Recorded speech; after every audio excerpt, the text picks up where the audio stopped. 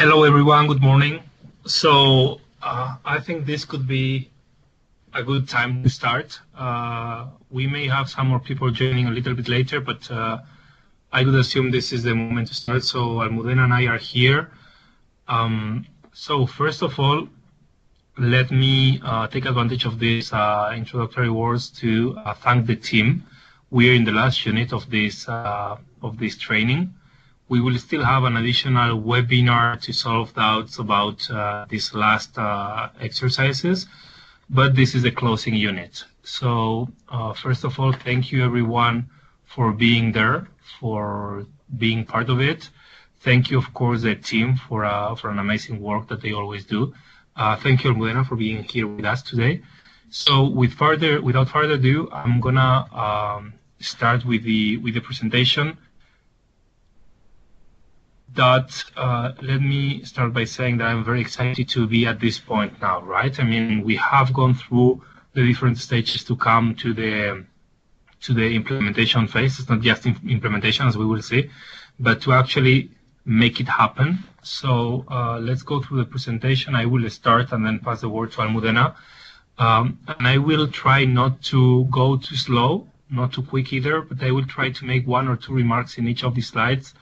And then leave enough time for questions and answers at the end of the presentation. Okay, there we go. So as I was saying, we will try to make one or two key remarks in each of the slides and keep going. And then we'll leave a good time at the end for questions and answers. First, a remark to make here. We are seeing today Unit 5, Steps 3, 4, and 5. Roadmap, building the roadmap, implementing the combos, and development of monitoring and evaluation systems. The first important remark that I will make now, and I will keep making along the presentation, if I forget, please remind me that I have to say this in every slide, but this is not a sequence. I mean, it's not that first you build the roadmap, and then you implement the combo, and then you do monitoring and evaluation. And this, I want to make it very clear. Monitoring and evaluation is something that we have to be doing from the beginning. If we don't define the indicators at the beginning, if we don't have a baseline, then we will not be able to see if what we are doing is having an impact and is showing results or not. So the definition of indicators, both for results and for processes, has to be considered at the very beginning. And this is something that we have learned over time, and we should keep it in mind all the time. So please, step 5 is not that you do that at the end. It's not the final thing to do. It's a thing to do from the beginning, and that we will keep doing in an iterative mode over and over and over during the implementation of the project or the program or the policy or whatever it is. So the steps of the combo approach. This, I assume that we are all very familiar with it, and I wouldn't like to take too long with this slide either, but first, you can see that in the little clear blue box, it says combo tool.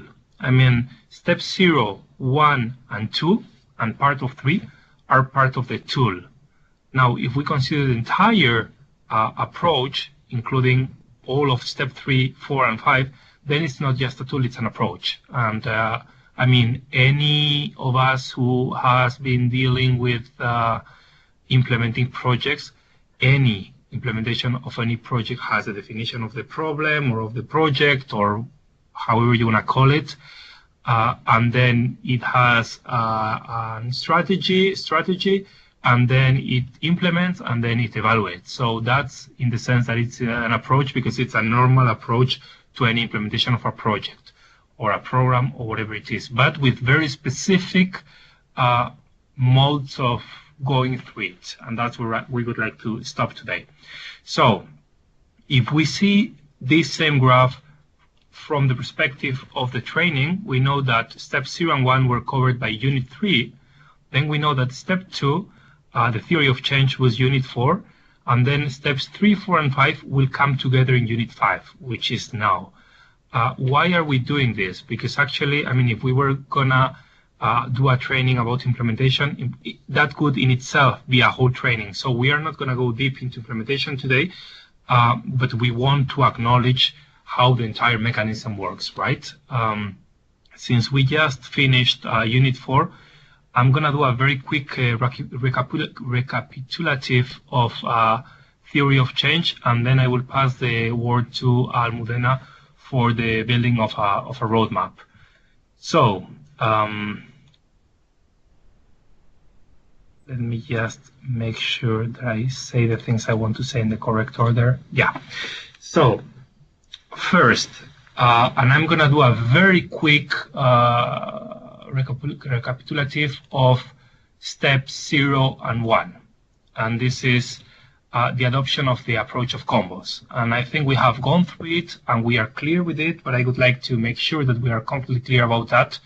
What we are aiming at here, what we are betting at, what we believe is that there is no way to work the 2030 agenda gap by gap and SDG by SDG. There is at least one country that I received the presentation, one of the countries that we are supporting, that they had the longest PowerPoint I've seen in my life. It was 299 slides. I believe they decided to stop before 300 because then it would be like Sparta or something. But 299 slides, gap by gap, indicator by indicator. So that's simply not doable. I mean, how would you go about it? Would you have 169 secretaries of state or something like that? Of course not. And of course, that's not the logic. I mean, you have a country or a territory or a region, and you have certain priorities there, and then you organize around those priorities, right? And then within those priorities, you will end up finding the SDGs and the targets and the indicators. So this first graph on the right, which I honestly don't know how it made it through the beginning of the report 3 years ago, and it's still there because it's kind of, I mean, it's these things that fascinate me, but the graph is there and it's quite intuitive, right? I mean, rather than thinking on SDG 1 or SDG 16 or target 125, what we think is about a priority. It could be citizen security, or it could be eradicating extreme poverty, or it could be resilience. I mean, it will depend in each case. But when you think in these terms, when your priority is one of these, then you actually realize that you will address several SDGs and several targets at the same time by addressing this one priority. And this is what we believe is the way to go about in the 2030 agenda. And by the way, to some extent, it was the way to go about even in the MDG agenda. When the MAF, when the MDG acceleration framework was created, it was created with this same approach in 2010 when we realized that we were not going to achieve the MDGs. Then we found out that actually they were also interconnected and there were better ways to go about it. So what this requires is, first, when you look at the problems from the problem perspective itself and not from the sector perspective or from the institutional mandate perspective, when you actually focus on the problem, then you realize that to respond to that problem, which is multidimensional in its nature, then you will actually need to have an intersectoral approach. You will actually need to break the fragmentation, horizontal and vertical fragmentation. You cannot address multidimensional problems with one sector, with one ministry. You will need to have several ministries working in a coordinated manner, and you will have to have this coordination from the capital to the territories where you are working. So this acknowledgement of this way of working has very serious implications in terms of public policy. Now, step one was definition of the problem. And here, one thing that I would like, because I said I wanted to just highlight one thing in each slide and I'm taking too long, so let's go faster. One thing to take into account when we define the problem, it has to be as participatory and as inclusive as possible. You cannot try to go to, I don't know, let's call it a municipality, and then you have the mayor telling you, the problem here is this. Maybe he's right, or she is right, but we need to make sure that he or she is right. So if the community agrees with that, if the central authorities agree with that, or if private sector agrees with that, or if it comes in news, I mean, the more actors you have, again, from a multi-actor perspective, the more actors you have agreeing on that being the problem, the more chances you have to actually address that problem, to find the solutions to that problem, to have ownership on that priority. And even if I said one thing at a time, two more things. Long-term vision is really key. So we will go about that later. So let me stop it there. Long-term view is very important. And three, in many countries in the Caribbean, we have already done the MAPS mission. There is already 3 done and more to come. When a MAPS mission is held, and you all are familiar now with MAPS missions, a RIA is undertaken before, and you are all familiar with RIAs now, Rapid Integrated Assessment. So the RIA will probably be a very good input to consider what a priority or what several priorities can be. So let's just bear that in mind. Now, step 2, theory of change. One thing, theory of change, because you have already gone through the unit, no need to stop too long here, but some people have shared, theory of change, at the end of the day, it's similar to the problem tree or the solution tree or the results matrix. To some extent it is. I mean, let's not think that this is something completely new and no, to some extent it builds in knowledge that we all have. But it does have some serious differences with a problem tree, for instance. Usually, and not always, but usually, when we build a theory of change, most of the times, we actually have a hypothesis, and when we use data, we don't use that data to confront, to question what we believe. We try to find data that will legitimize our intervention. We try to find data to justify what we want to do. In this case, one of the big differences we are bringing to the table is that we are using data to actually question what we think, to actually reconsider the kind of approach and interventions that we will be doing. And so the building of the theory of change, as you saw, it has 3 different stages. One is the quantitative analysis. Second is the inclusive dialogue, and here I'm linking to the previous slide. And 3 is checking for the integrity of the agenda. Now, these 3 steps are iterative, and this is very important. I mean, let's say we do some analysis with data. Let's say that the priority has to do with extreme poverty, and we do some POV risk or whatever. Then we use this data to bring it to the dialogue, to the experts and to the community and to decision makers, and use that data to guide the discussion. Then the discussion can actually, we can realize through the discussion that we need additional analysis. So we can go to additional analysis, or we move to the integrity of the agenda and we map what we are saying against targets, and then we realize that there are some connections that we didn't do before. And then again, we go to the discussion or we go to the data. So this thinking of this process being iterative is very important. And here the one message that I would like to convey is we should not be afraid of making mistakes. And this is not very common. I mean, we usually want to believe that we did it right from the beginning and everything is perfect. And if it doesn't work, we don't know why, but it didn't work, but everything was perfect. No, I mean, be sure that we make mistakes. And so this, together with monitoring, because we have to keep monitoring constantly, needs to allow us to reanalyze and reorientate. And this iterative process is going to be key along the way, because otherwise what we do is we do whatever, and then 3 years later, we want to believe that the results were achieved, and if we have data, at least we can know to what extent they were achieved. If we are clever enough to go through this process, acknowledge mistakes, and correct over the course of the project or of the program or of whatever it is, then we will have more chances to actually do it right. So with these few ideas, and with one last idea that I would like to convey, which is to some extent, the combo approach is absolutely innovative. To some extent, the combo approach is learning from things that we already knew. And in many cases, it's actually taking many knowledges from different parts and bringing them together. So yes, there is a big part of innovation here, and there is also a lot of knowledge that we have and we are putting together. And when I say we, I mean you and I mean every actor working on this field. So with that, let me pass the presentation to Almudena. Thank you. Hi, good afternoon. My name is Almudena Fernandez, and I'm a policy specialist here at UNDP at the Bureau for Policy and Program Support. I specialize in social protection issues, but have been working a lot on the MAPS process the MAP's missions and trying to develop some of these tools that we want to make available for country offices and for policymakers to use in the implementation of the agenda and combos, and what I'm about to present is part of that.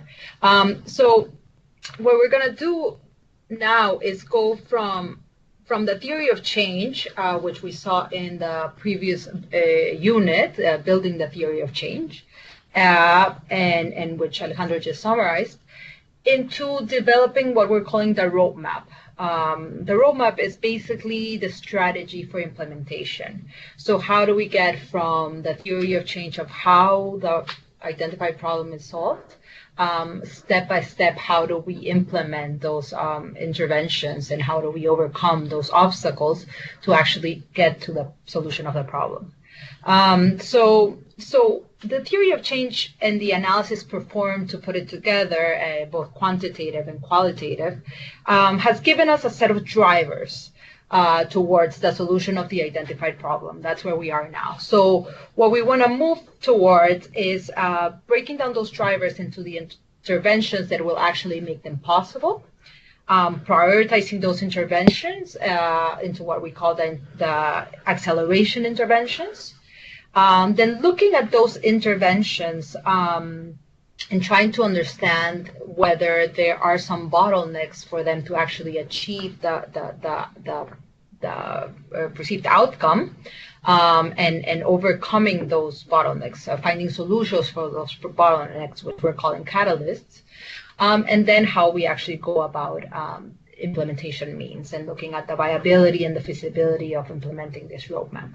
So that's a little bit of what I'm going to talk about step by step, but I think basically what we're doing with this part of the tool is trying to give a systematic approach to how to move from this theory of change into what would be the implementation and of the solutions identified.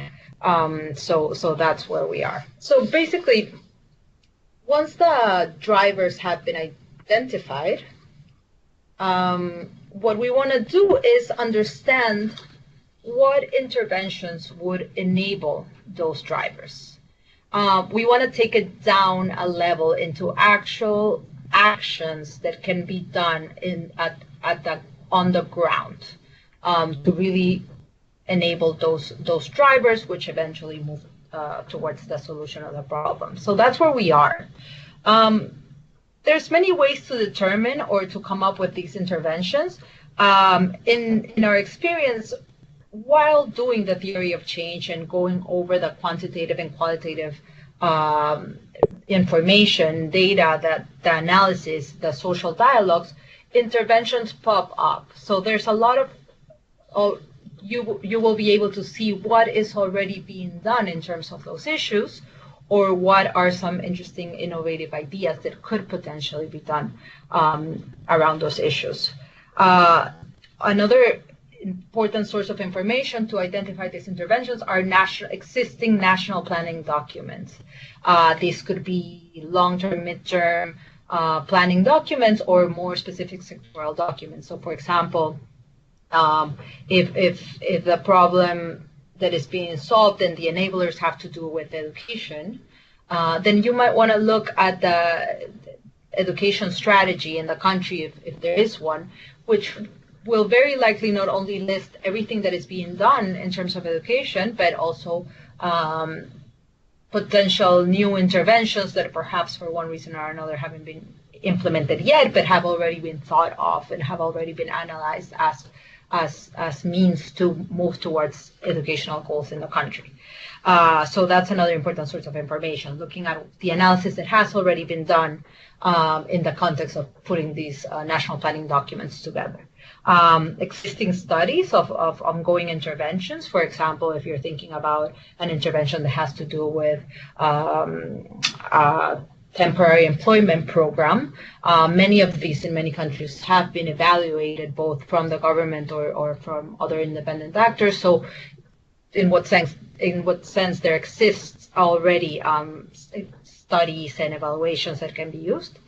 And in cases where the interventions are not existing, but you want to think outside the box and propose new things, of course, international best practices are a good place to look. And of course, with a caveat that these have to be very well thought of in the local context, and these have, it's better to look at best practices done in countries with similar context and size and economic conditions, etc. But this is another idea.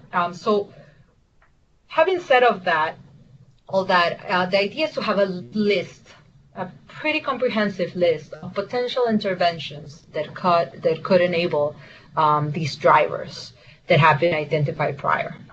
Once this list is put together, and very importantly, using the experts in the country that you have already perhaps consulted through the social dialogues to brainstorm on the potential interventions is also very critical. So once this list of intervention is put together, what the methodology tries to do is to assess their impact and their feasibility, and using these two criteria, prioritize a set of interventions, which we're calling the acceleration interventions, to be put forward as priorities in the roadmap. So how do we assess impact and feasibility? We've come up with a set of criteria, some of which you see in front of you in the slide, to try and in a systemic way assess the extent to which the impact is large. Of course, we're looking for interventions with the most impact as possible, and the extent to which they're feasible. This is it depends on the intervention you're looking at, but it's a somewhat subjective process. That's why it's so important to have the experts in the field helping determine these. But the idea is, for example, to try and determine for interventions where this is relevant, how many people are they going to reach? Do they have the potential to reach a lot of beneficiaries or a lot of your target population or not? How fast will these interventions have an impact on the enabler? Do these interventions have a multiplier effect in terms of every dollar put into them? How much benefits are we going to see if there's a way to monetize that?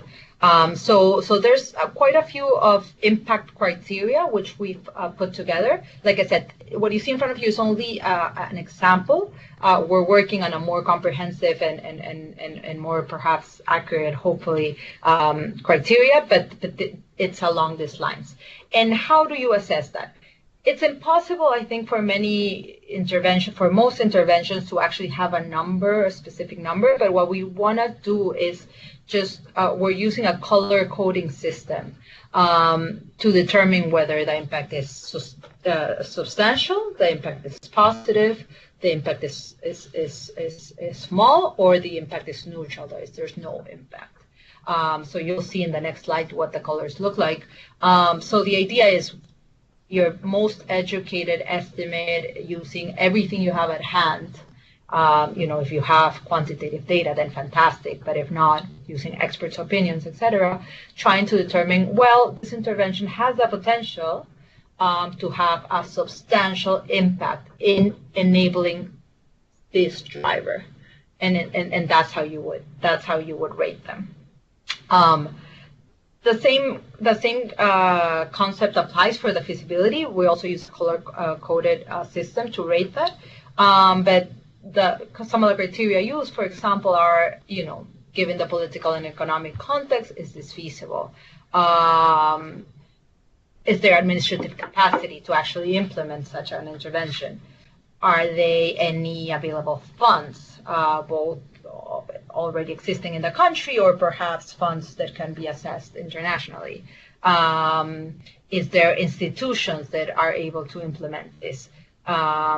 Is this feasible given the political cycle, wherever the country is in the political, in whatever stage the country is in the political cycle? So again, to the best of your knowledge and using everything you have at hand, then trying to assess whether the feasibility is substantial, it's positive, it's small, or it's not feasible at all. So here is a little bit, once you have, and you're going to do this analysis for every single intervention in your list. Once you have that, you are going to want to summarize those results, and for each intervention, have a criteria for impact, have a rating for impact and a rating for feasibility. And according to these, the idea is to rank them. And the ranking will provide a basis for prioritization. I think one thing that is important to say is that there's no specific threshold in terms of what gets prioritized and not. This by no means is saying only the interventions that have substantial impact and are substantially feasible can be applied. No, because of course there's many interventions that are perhaps critical to achieve the desired outcome, and without which perhaps the outcome it's impossible to achieve, but they are at that current time extremely unfeasible. That is important to know, but it's important to understand then perhaps this is something that needs to be prioritized in the long run, or once trying to opening up that space for feasibility to improve. So all we're saying is this gives you a snapshot of both where the intervention stands in terms of impact and feasibility, and it's up to the experts developing this work to determine which of these interventions get prioritized. And that's how you would have a set of acceleration interventions, which is what we're calling, to move forward with. Once we have that, the next step is to look at the catalysts for these interventions. So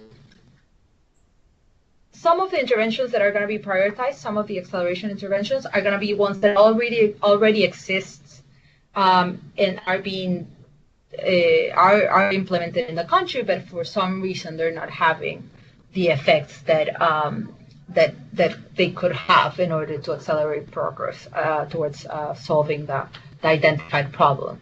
So we want to understand what is hindering that impact. And that is what we call bottlenecks.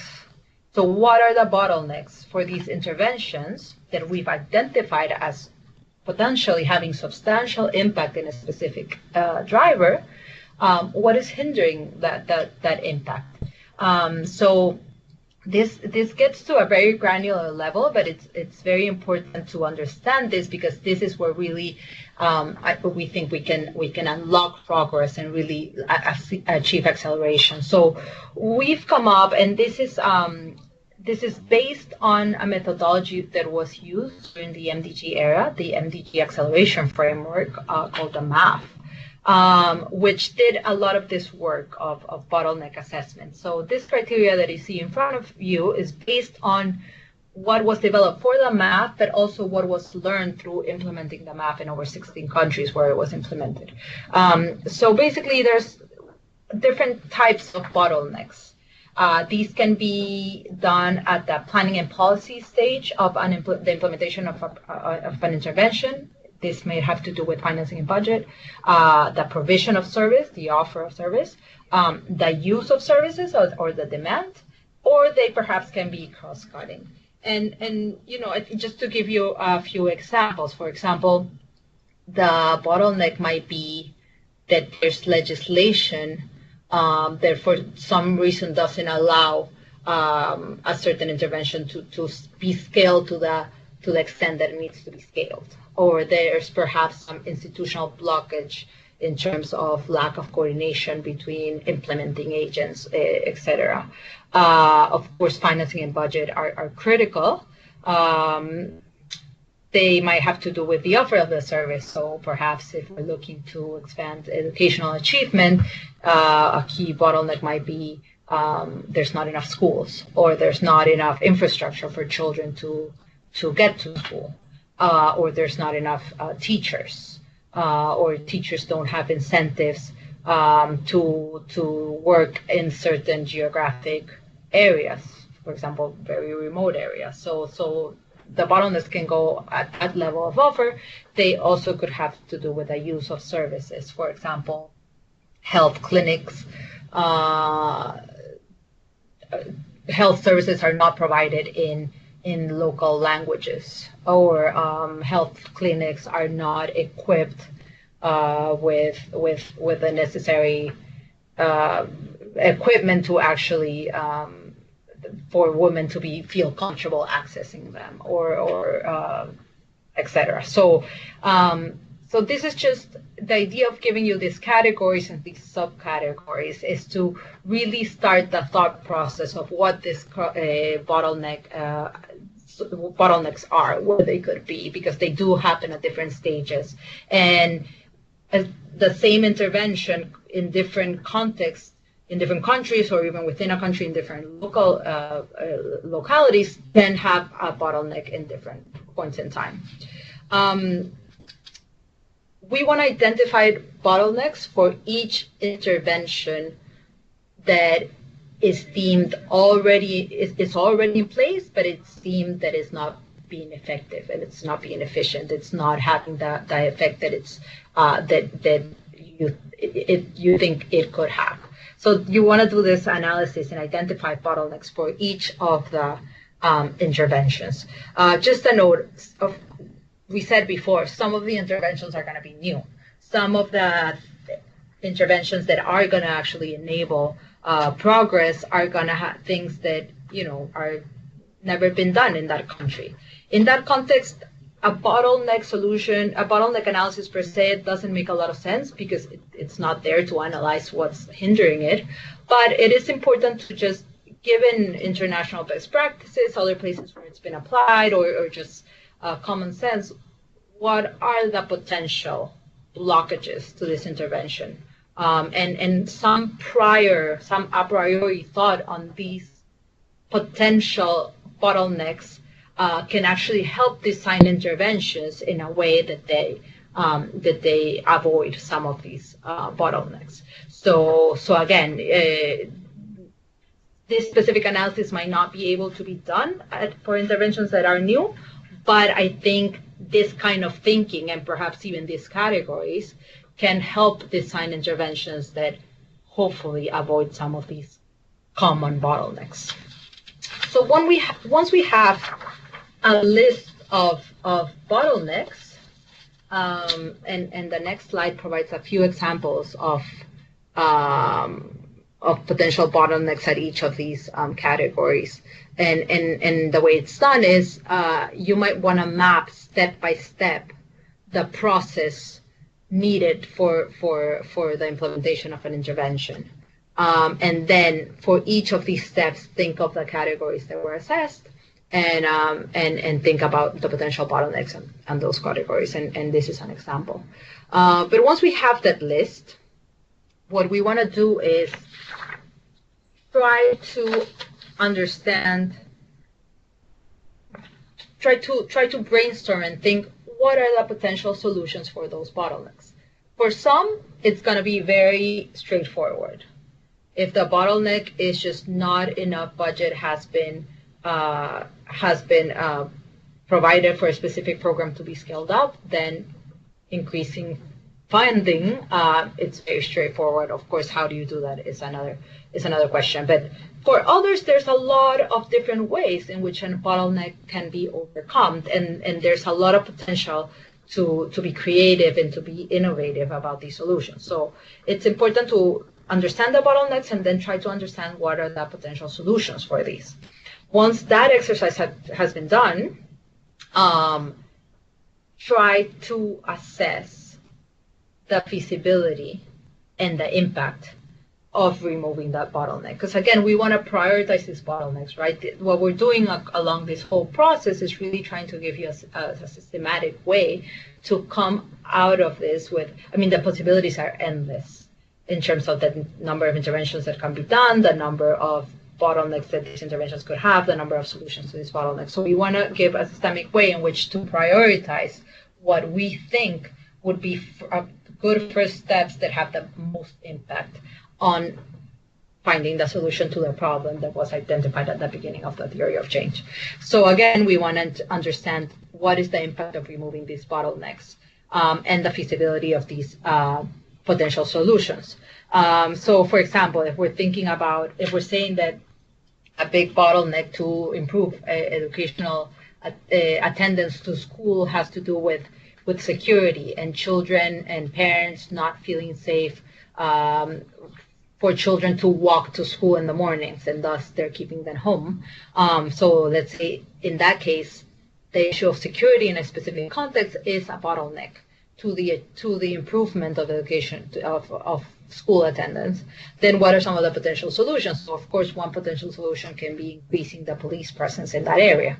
But there's other potential solutions that can have to do with involving the local civil society organizations, such as, for example, churches or youth groups, and forming a grassroots volunteer group to help police the area while at the specific times when children need to go from and to school. So both solutions could potentially solve the problem. Perhaps one is more feasible given budgeting constraints or other things. So that's the type of analysis that needs to be done, and in that sense, prioritizing potential solutions to these bottlenecks to come up with a roadmap.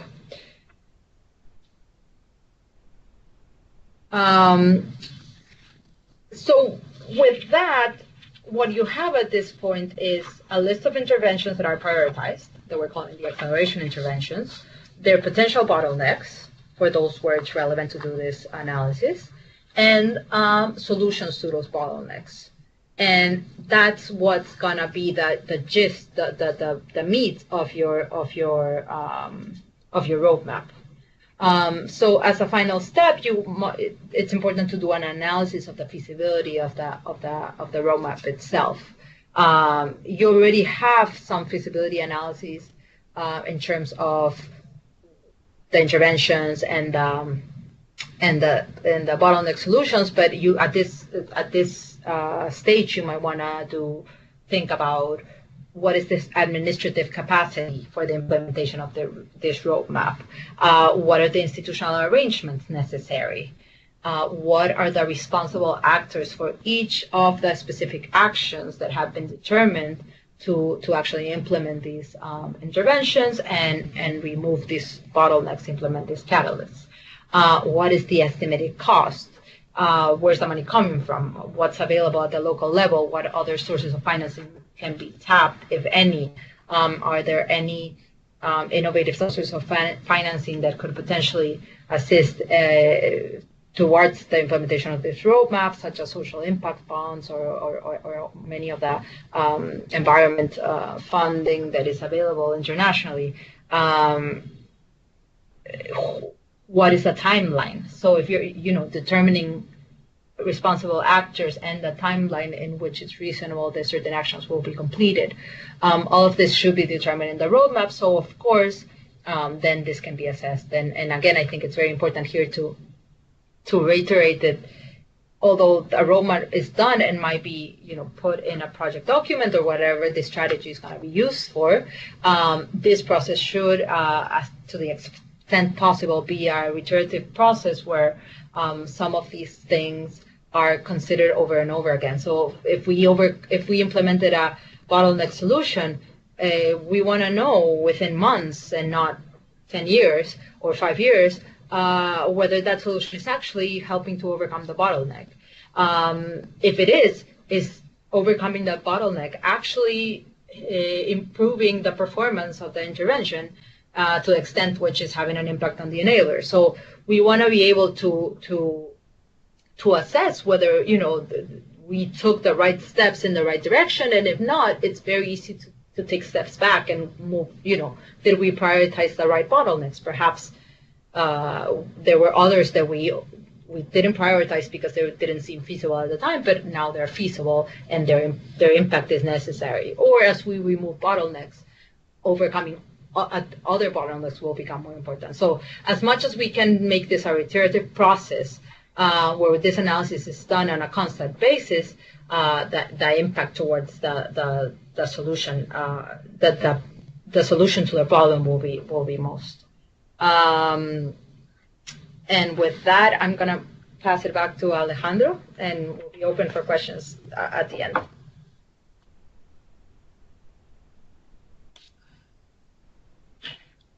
Thank you, Almudena. So let me, now that we have learned about the roadmap, let me make, again, one remark here. If you see, we have step 3 roadmap, step 4 implementation. Now, the truth is I'm convinced that step 3 is part of step 4, meaning the building the roadmap actually is part of the strategy to implement, right? Then we will start the implementation, but the roadmap will actually guide us on how to implement.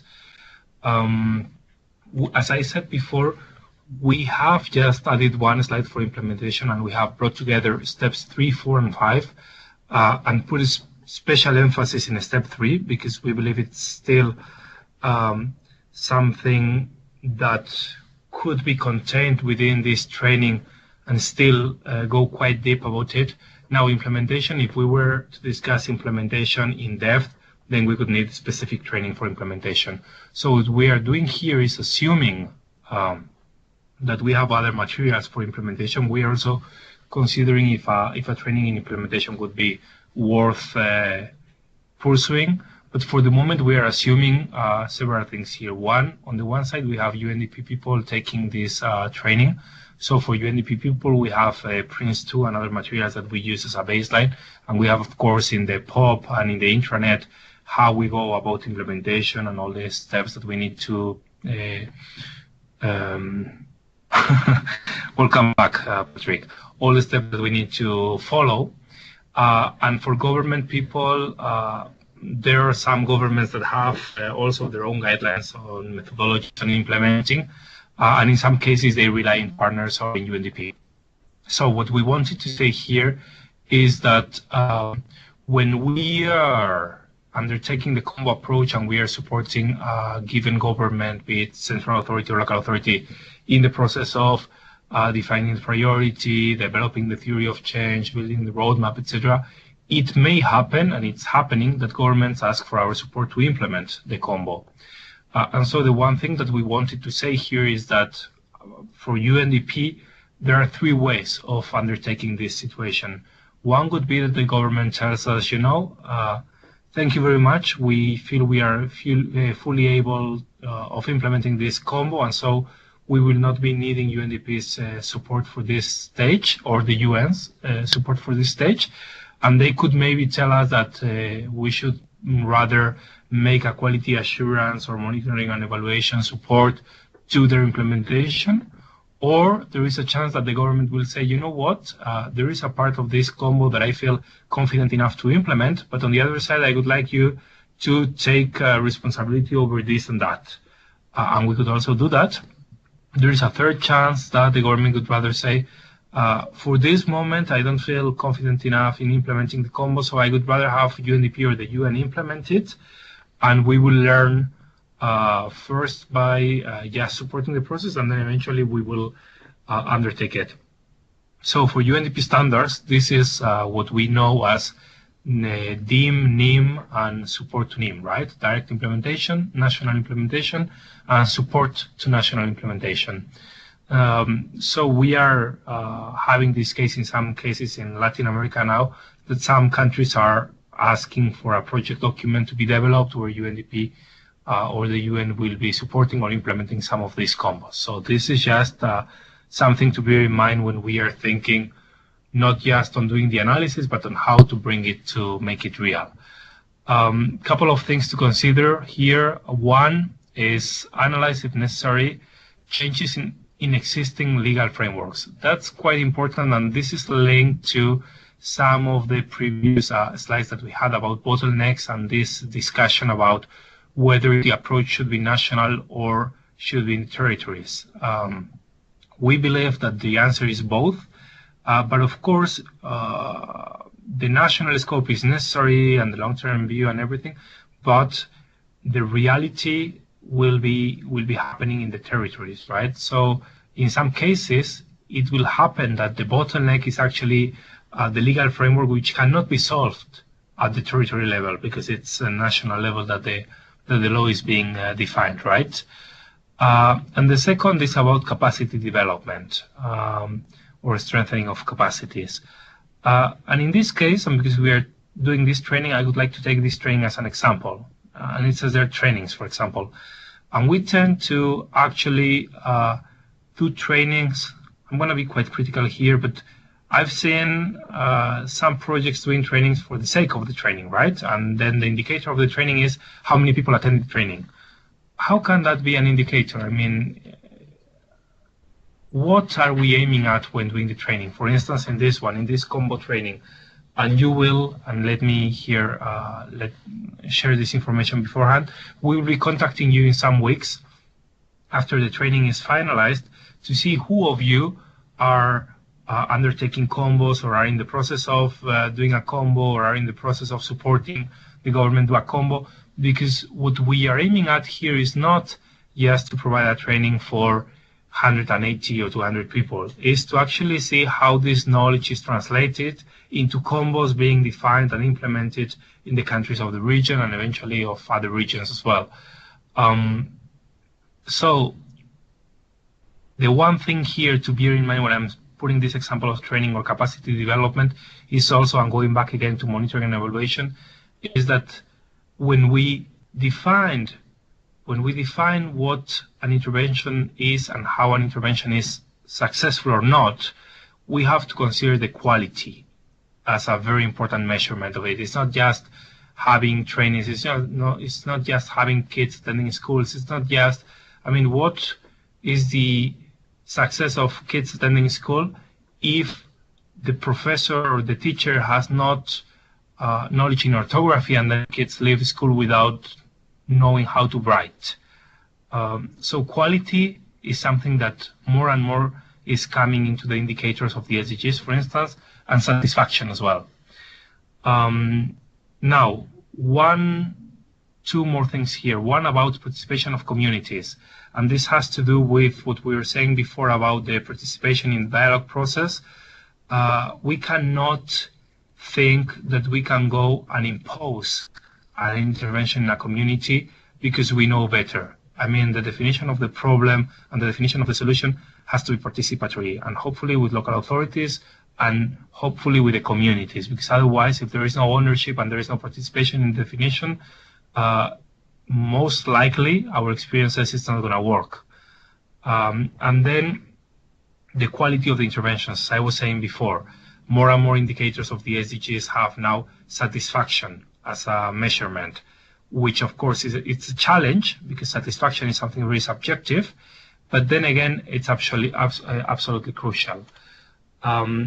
And finally, and I tried to remark this in each slide, but I hope I did succeed, but let me say it once again. Monitoring and evaluation is not something that happens at the end. It's something that happens at the beginning and throughout. So monitoring is an ongoing process. It's an iterative process. And keeping this exercise of monitoring constant will allow us to redirect when necessary. Evaluation is something that we do at the end. And we evaluate. We are here basically using 4 dimensions. European Union used to use 5. But relevance, I mean, does it make sense? I mean, are we doing what we have to be doing? Efficiency, are we achieving the results? Efficiency, are we doing it within the appropriate resources? And sustainability, and it can be financial sustainability, it can be political sustainability, but is this intervention going to remain in time? So this is one thing to keep in mind. And the image on the right, which has attracted the attention of several policymakers at the highest level in the region.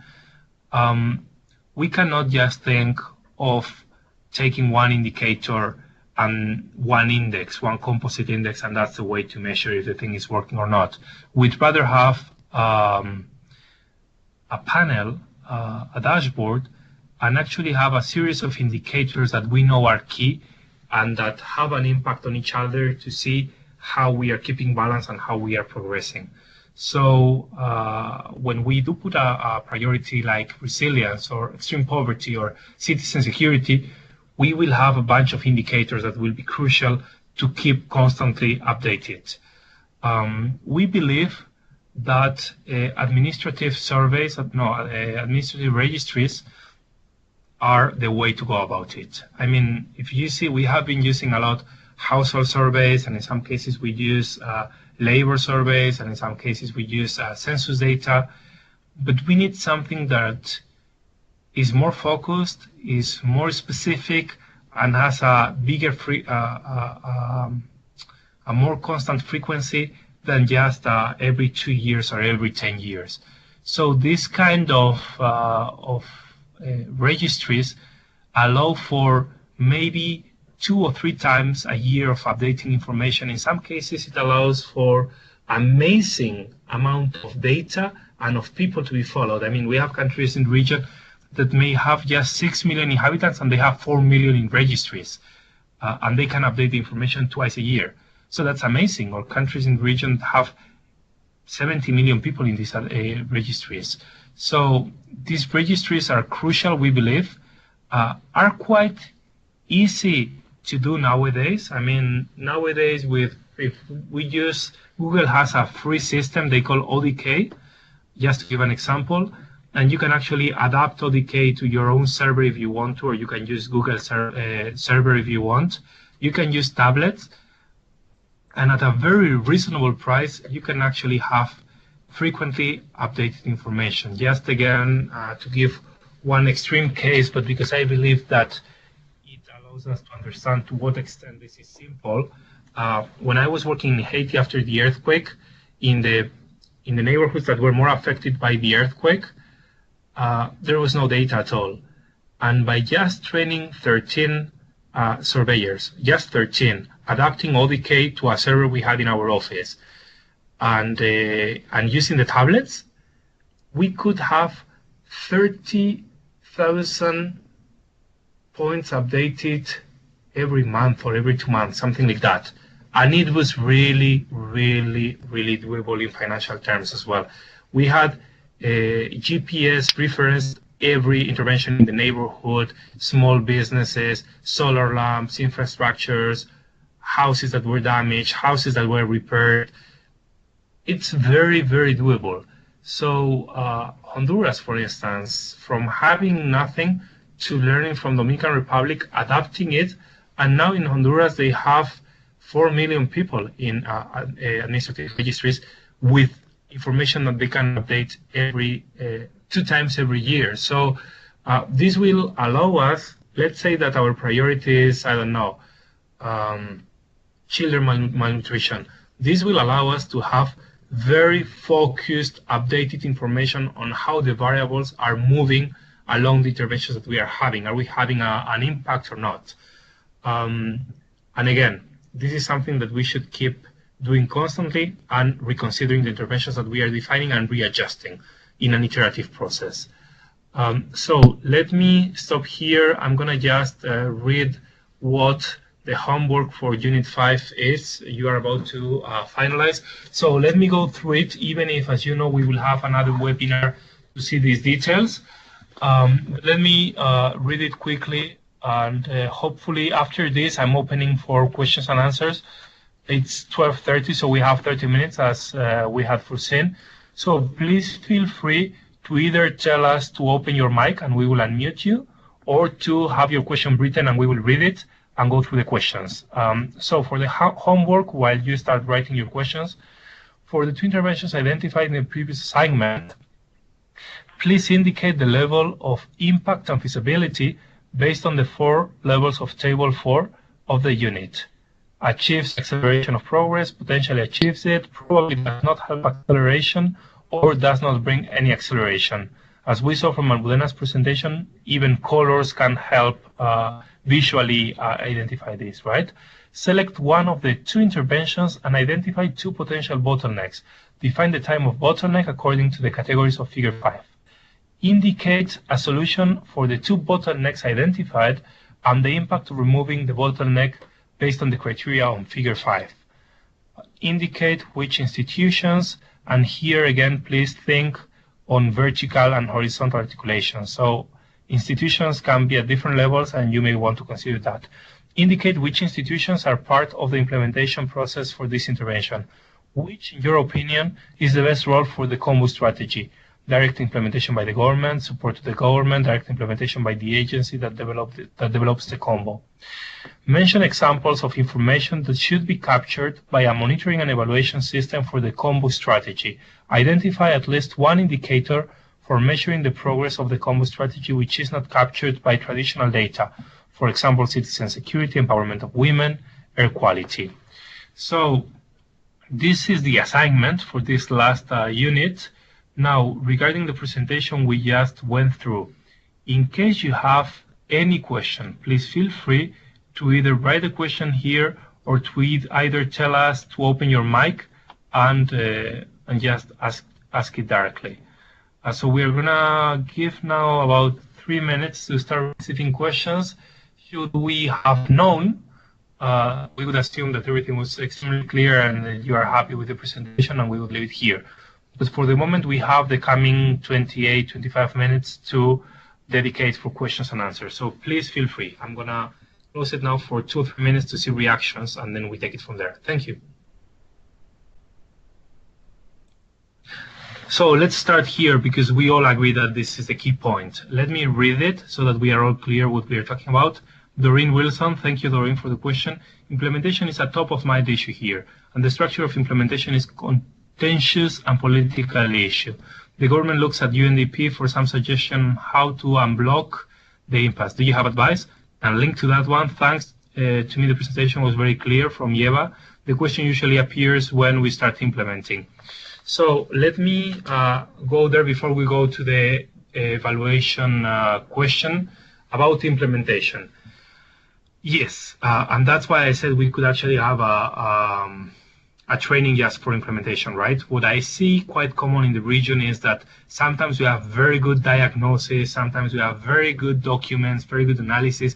I think it also has to do, and here I'm making a risky assumption, but I'm gonna anyway share it because it's a thought that I've had for now quite a few years, that very highly educated people in the region tend to go and do a PhD in some very top university. But then, of course, this PhD teaches us on how to do very good analysis, very good diagnosis, but that's not implementation. Implementation is something different. What we have been trying to do here, and the advices we have been providing, is for the implementation to actually occur. So sometimes we just try to implement. What we are doing here is preempting from, again, being provocative here, nonsense implementation. I mean, when we here share the building of the roadmap, and I say that it's, for me, it's part of the implementation, and it's actually the strategy for implementation. If you see how we are suggesting to build a roadmap and how we are suggesting to build a theory of change, when we do this in a first participatory way, and second, in a way where data is really taken into account and is challenging the perceptions and to some extent the prejudices, then it enables a different kind of discussion. When we are here saying that we should break horizontal and vertical silos, and we are generating certain discussions, then we are actually, before implementation, or it depends on what we consider implementation, or at the initial stages of implementation, we are doing it in such a way that implementation will be enabled. So the advices that we have been given not in the slide of implementation, but in the previous slides that will actually make implementation feasible. One thing that I am now realizing that I didn't say enough is about the indicators. Sometimes we have indicators, sometimes very poor indicators, but let's assume we have good indicators. We tend to have indicators for the impact of what we are trying to achieve, right? So let's say the impact trying to be achieved is children malnutrition. We may have indicators that have to do with malnutrition or that have to do with different things that we think are related to malnutrition, for instance, education, or for instance, agriculture, or for instance, but very few times we do actually think in more practical terms and have very good indicators for logistics, for process, because actually at the end of the day, when we are implementing, it has to be very well thought through to have a comprehensive approach, but then implementing has a lot to do with very practical things on are the products that we need, are they on place? Is the transportation system working? Is the sequencing thought through? I mean, are we doing first what we have to do and then the second part and then the third one? Or can we do things in parallel, and are we actually planning in such a way that things go in parallel smoothly? So the different parts of building the theory of change and building the roadmap, the way we are trying to guide the process is actually to inform the implementation so that it can actually happen and happen in the right way. I hope this answer responds to some extent to Doreen. I'm sure Almudena wants to contribute a little bit, so let me pass it over to her. Yes, I think that's a great point, and I think that one of the purposes of doing this systematic analysis has to do with step by step getting to a point where we're saying we're trying to determine why we're doing what we're doing, and you can trace it back to the potential impact it can have on the problem identified, which is a national priority or a priority. But you can also trace it back to the impact of the implementation of every specific intervention on the SDG agenda, which opens another window for highlighting the importance of some of these actions. So we've done this analysis in terms of, okay, if we reach progress in these specific problems, in these specific enablers, this will not only solve a very narrow educational issue, but we've done the analysis where we can say that can have impact on, 8 of the 17 SDGs potentially. And that's a very powerful advocacy tool to have when you're trying to gain traction on a specific intervention or gain political will for a specific intervention. So I think that analysis, tracing it back to the SDGs, but also, if you're thinking the implementation of a bottleneck solution. So we're talking about building one specific road. Well, you can say it's not about this road, but this road is going to enable this many children to access school, and that's going to move our educational indicators at a national level this much. So, I mean, just to simplify it a lot, but you can trace this back all the way to the national priority, and in that way, build a case for the interventions that you're trying to implement. And I think that's why we do this systematic step-by-step approach to help with that in this regard. Perfect. If there are any more questions about implementation, please feel free to ask again, and we will go into it, because I believe, for me, the whole purpose of it is to come to implementation. So if we need to go deeper into that, we will. Ali, in step 5, Donna Levy is saying, Ali, in step 5, under the dimension of evaluation, the word efficiency is mentioned twice. Let me just see. Let me see. Let's go there and check. Efficiency. You're right. So sometimes we have these translation problems. One is effectiveness, one is efficiency. Yeah, Donna, thank you very much. That's correct. In the first case is effectiveness, and the second is efficiency, right? In Spanish it would be eficacia y eficiencia. Thank you for that. Please remember, there is a mistake here. Now, Donna again. Regarding the roles of the combo strategy, I do believe that it could always be best to have a coordinated approach where government officials should work in collaboration with UNDP. After all, governments and citizens must take ownership for their development interventions. I see it as a learning process, learning by doing. I fully agree with you, Donna. In some cases, maybe not even necessary to have UNDP. I mean, it's not always going to be necessary. In some cases, not just UNDP, but the UN system as a family. But I am a believer of learning by doing. I don't think that you can learn by just watching. Now, I do know that there are some cases where, let's use one of these very delicate words, corruption can be a key element that will prevent some governments to intervene in some areas, sometimes because there is corruption, but sometimes because there is a perception of corruption, sometimes because they are inheriting a government that was being corrupt before, and then they don't want to take certain things, or they would rather have the UN take certain things to show that it's being done in a transparent way, just to give an example, right? Mm-hmm. So there are some cases where the government would rather not be implementing, but have the UN or the UNDP implementing. But in any case, I fully agree that learning, we learn by doing, so yeah, it should be a joint effort. Doreen, it seems one of the points for doing this training is to have a group of people doing some preparation work for a MAPS mission. Do you have any thoughts on what you would want done by us before a MAPS mission takes place? We are hoping to do this in Curacao and organize a MAPS mission with New York. Okay, before we go to other questions, I'm going to start here and pass it to Almudena. So for a MAPS mission, as you have seen, one of the first things to do is a RIA. So a RIA informs a MAPS mission, and you have learned in this training to do a RIA.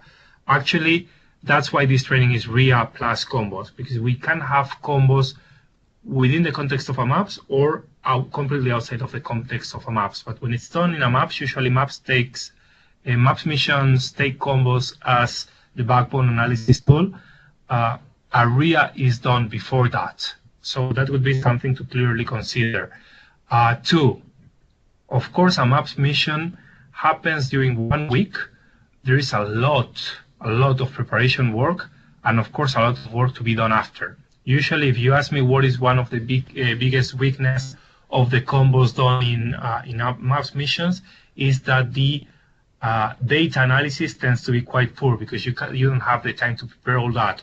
So if a country has the time to advance data analysis that will inform the combos during the MAPS mission, it will help a lot. Most of the times, because it's quite high level, we manage to include the key stakeholders in the countries. But if there is a process of engagement for instance, in Haiti, I was part of a scoping mission before the MAPS mission.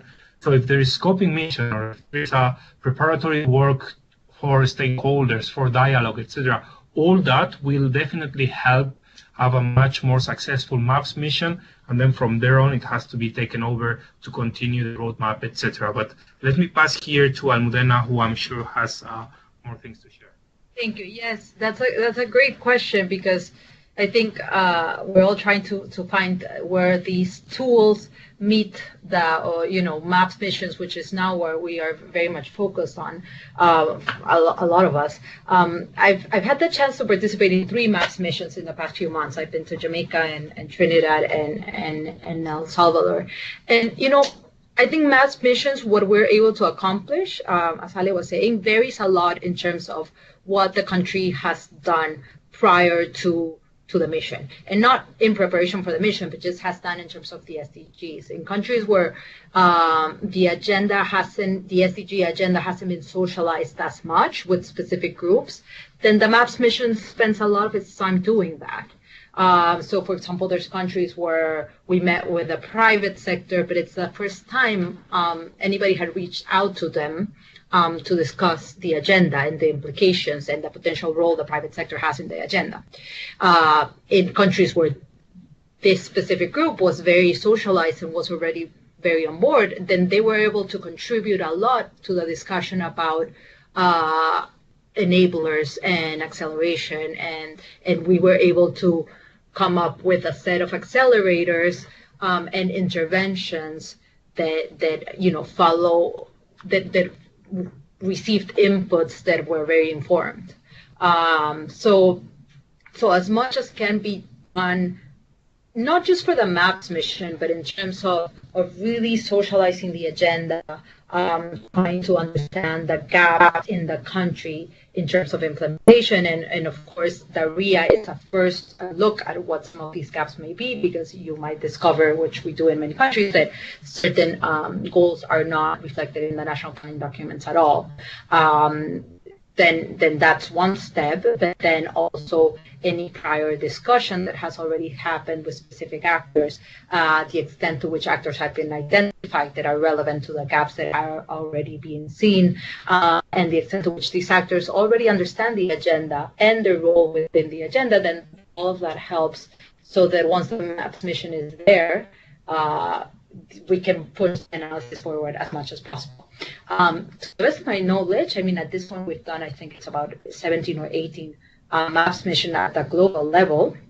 We've only gone to the accelerator level. So we've only done the analysis to the extent to which we decide, we propose a set of accelerators and interventions, accelerating interventions that go with them. Like Alice, based on specialist opinions, we don't have a chance to really dig deep within the data analysis, and there's no opportunity for that week that we're in the country to really look at bottlenecks or bottleneck solutions. We would love to move as much, I think a MAPS mission is a great opportunity, because for a whole week you can have a team of people dedicated on moving this process forward. But how much we do, it really depends on where the country is. So I hope that helps. I think that was very clear, and I also see some of you, Doreen, Donna, that are actually writing these same answers down on my conversation. So I'm very glad to see that. And as you've heard us say several times, there is of course the forum, the space in the training to have your own discussions and share your knowledge, and I hope you are making a good use of it. I think that these are okay. Let me get the last question here. If you have any final question, please feel free to make them now, because we are about to close the webinar. So I'm reading this one. If you have any additional questions, please go ahead and write them now. Donna, could advice be given by the team as to how we approach the analysis comprehensively, seeing that there are only a few persons who will be involved? So, I am assuming here you're talking about the MAPS mission. My recommendation would be, or the way, for instance, again, as I was supporting the case of Haiti, my recommendation would be that if you initiate the work well ahead of time of the MAPS mission itself, then you can actually have different people engaged, including people from the government, and people can get very excited. I mean, what I'm seeing coming out of the MAPS mission is extremely positive, and we've been hearing very, very good things from government. So many actors from government, from the UN, they see this as an opportunity to question what has been done before, and now an opportunity to try new things, to go differently about that. So I am sure many people will be willing to be engaged in the discussion before time and start to build things that will be used during that week where many decisions will be taken. So even if a few are going to be part of the MAPS mission itself, many of you can be part of the preparatory phase. And I couldn't emphasize enough to be as inclusive as possible. I mean, I'm sure you will have many people willing to share their opinions, many people willing to take some research and bring it to be ready for that week. So, and actually that's part of one of the biggest challenges for implementation, which is planning. What happens is that one thing is going to happen one week, and we don't realize the amount of work that should take place before that week to actually be productive. So, yeah, I would like to emphasize that I am sure you will have many actors willing to participate in preparatory work for that week to be a success. Just to add, I think, where preparations have been very, very carefully done, the amount of ground we've been able to cover in the week is pretty outstanding. These are big missions. There's at least 5 of us, and including the country teams. Sometimes the map mission teams are 10 people. So the amount of people we are able to have conversations during that week itself, even without even looking at everything that can take place before that, is quite outstanding. And I think that's where good preparation comes in, because if we really are able to talk to the key stakeholders, then the better the information we get. But we've had meetings, 4 or 5 simultaneous meetings. Some of the meetings involve 20 to 30 stakeholders. So we cover a lot of ground during that week. Okay. So, as we see no more questions here, let us please stop at this point. Let me very clearly share the excitement about having reached this milestone. Let me also take advantage of this moment to thank, on the one side, the team again for an amazing work they are doing, Almudena, of course, for being here with us, and all of you. I mean, we are super excited to be able to share these discussions with you, to learn from you, and for you to be participating so actively. So thank you very much for your engagement. Thank you very much for your active participation. And we will meet each other again in the next webinar to share doubts, etc. And with this, we will be wishing you all to enjoy your lunch, hopefully. It's about 1 p.m. here in New York now, so we are going for lunch as well. Have a lovely day. I think it's Tuesday today, I think. So Tuesday. Enjoy the rest of your week, and whatever you need, we are there for you. Thank you. Goodbye.